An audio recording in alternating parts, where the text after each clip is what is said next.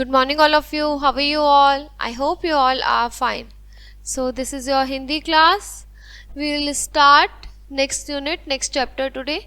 Before we start the chapter, I would like to tell you that global warming, ये आपके देखिए केवल पढ़ने के लिए है. ग्लोबल वार्मिंग इसे आप खुद से पढ़ेंगे, ठीक है, और जानने की कोशिश करेंगे इसमें ग्लोबल वार्मिंग के बारे में, वैज्ञानिकों का क्या मानना है, क्या नहीं है, ग्लोबल वार्मिंग से क्या हो सकता है, क्या कौन सी गैसें निकलती हैं, ठीक है, ये सब इसमें बताया गया है.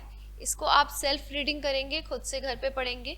हम अपने अगले चैप्टर की तरफ चलते हैं, ठीक है.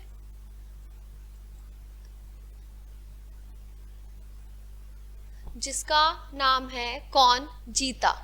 चैप्टर नंबर 6, पार्ट नंबर 6, कौन जीता, ठीक है.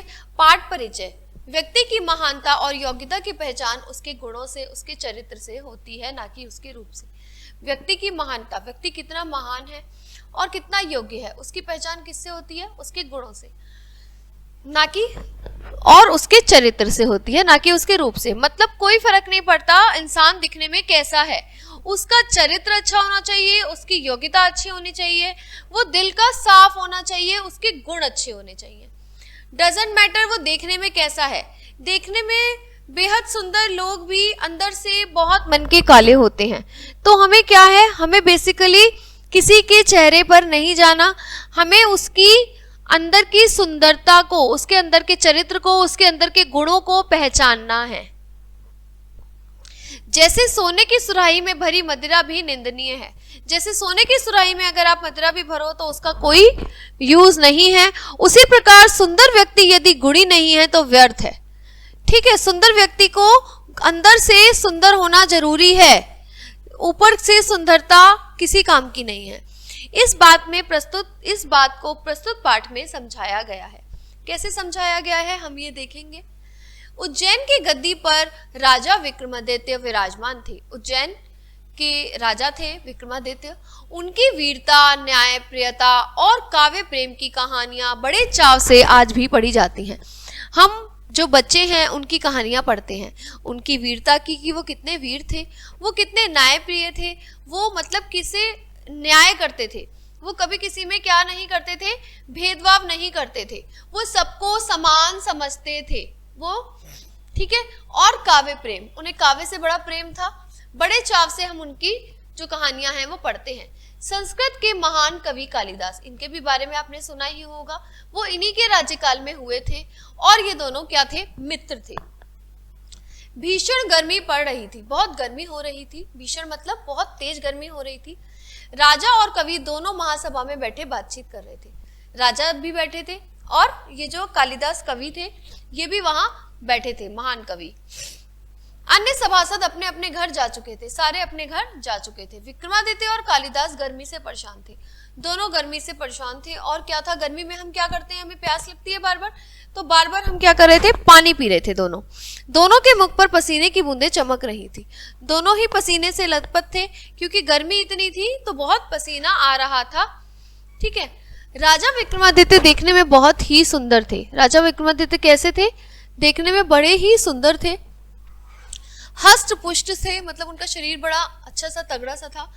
गौर वर्ण, ठीक है, बड़े सुंदर से गोरे से थे. लंबी नाक थी उनकी और तेजपूर्ण माथा, मतलब उनके माथे पे एक ऐसा तेज था कि ऐसे देख के बड़ा अट्रैक्टिवनेस सी लगती थी. विक्रमादित्य जितने सुंदर थे कालिदास उतने ही कुरूप थे. विक्रमादित्य बहुत सुंदर थे और कालिदास नहीं थे सुंदर, वो देखने में अच्छे नहीं थे, ठीक है. उनकी शक्ल बहुत सुंदर नहीं थी पर वो बहुत महान कवि थे. पसीने से तर उनका चेहरा और भी कुरूप लग रहा था. जब वो पसीने से लथपथ थे तो उनका चेहरा और भी काला लग रहा था पसीने की वजह से. और भी हम डाउन फील करते हैं ना, जब गर्मी आती है तो अच्छे अच्छे लोगों का फेस बड़ा डाउन लगने लगता है, पता है. विक्रमादित्य ने कालिदास की तरफ देखा. विक्रमादित्य ने कालिदास को देखा, फिर सोचा कुछ छेड़छाड़ की जाए. फिर उन्होंने सोचा कि चलो कुछ छेड़ता हूं इन्हें. मित्र जो ठहरे, दोनों में नोकझोंक चलती रहती है, दोनों इसमें आनंद लेते, पर अधिकार जो है, अधिकतर जीत जो है वो किसकी होती थी, कालिदास जी की ही होती थी.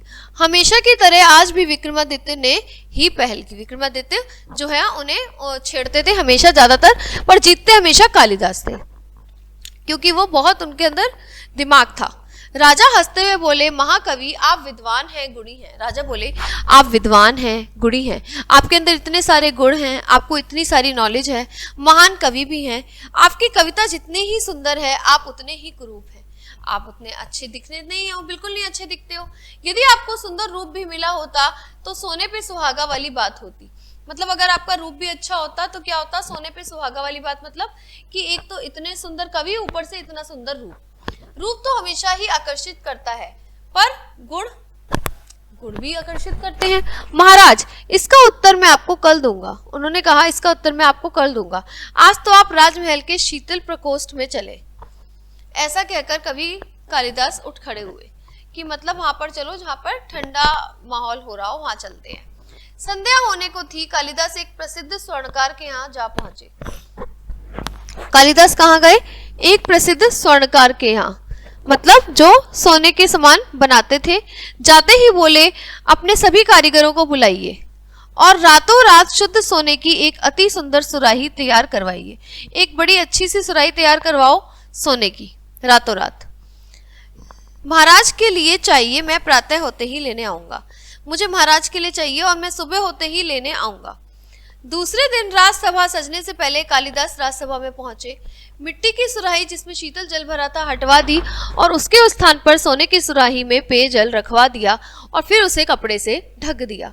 दूसरे दिन क्या हुआ कि उन्होंने वो जो सुराही थी मिट्टी की, उसे तो हटा दिया और राजसभा में पहुंच गए और मिट्टी की सुराही की जगह उन्होंने क्या रखवा दी? सोने की सुराही।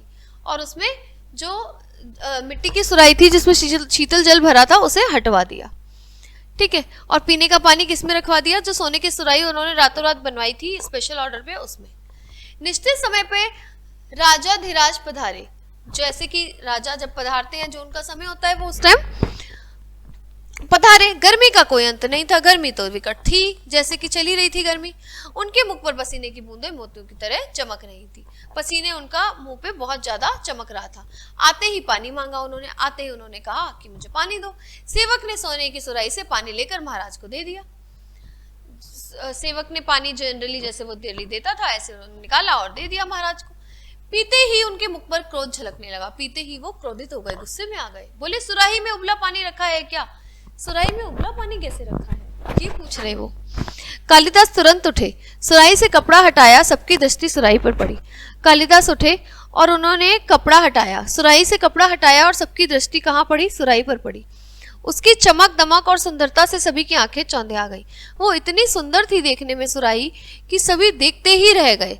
सभी उसके सुंदरता के गुण गाने लगे। सभी कहने लगे, अरे ये तो बड़ी सुंदर है, बड़ी सुंदर है। कोई उसकी गढ़न की प्रशंसा करता तो कोई उसके सोने की और कोई उसकी नक्काशी की।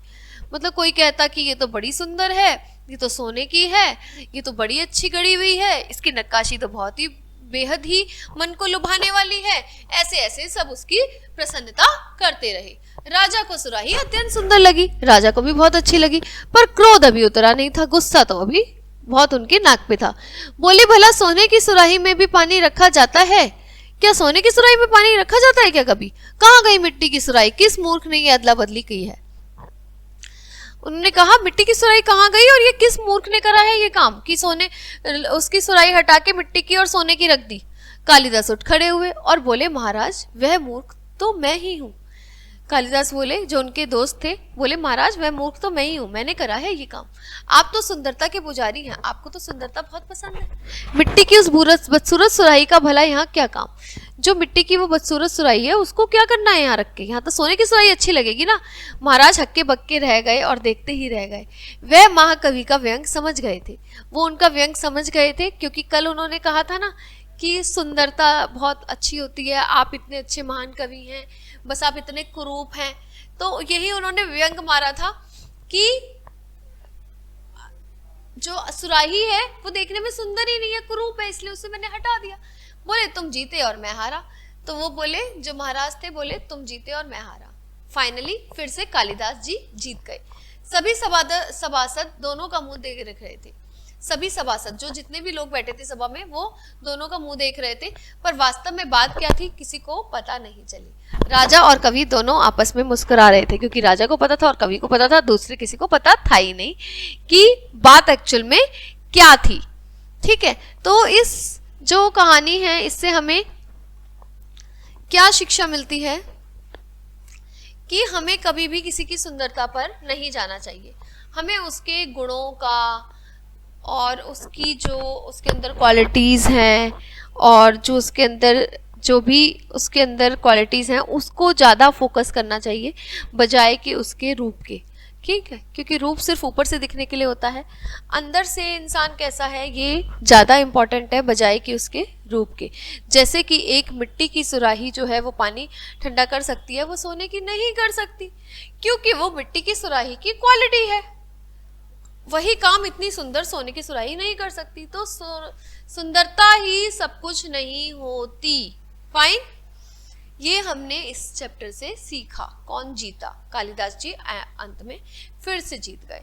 ठीक है, तो ये चैप्टर आपका यहाँ फिनिश होता है। We will see you in the next class with the new chapter. Okay guys, bye bye, have a nice day.